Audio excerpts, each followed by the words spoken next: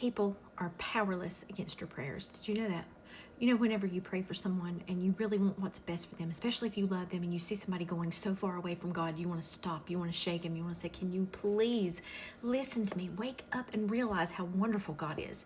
But that's not always the case. We can't do that. Or maybe sometimes they just run off. They will blatantly just stand up in your face and scream and yell and defy God in front of you because Satan is working on them. But let me tell you what, they are powerless against our prayers.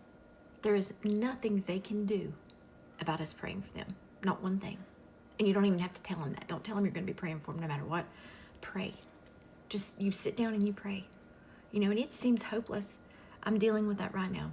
Somebody I love dearly is running from God. But you know what? I keep hearing in my head, they can't do anything about it when you pray. And praying is the strongest and best thing you can do for somebody. And they're powerless against those loving prayers. They can't do a thing.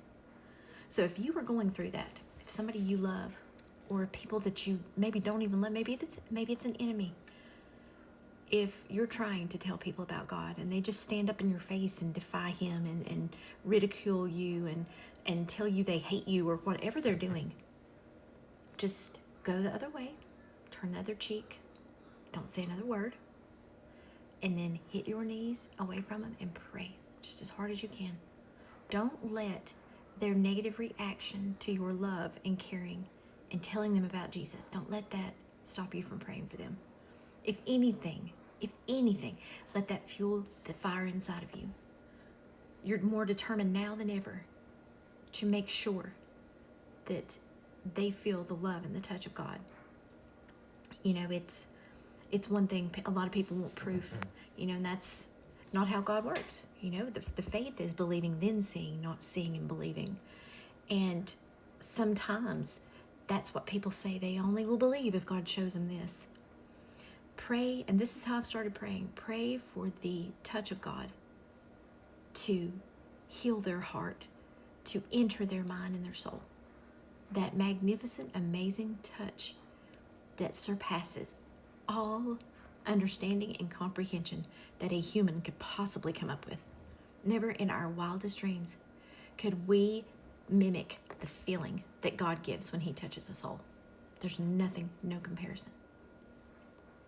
You know, and so many times the people that we want to believe in God the most are the ones that go away from him.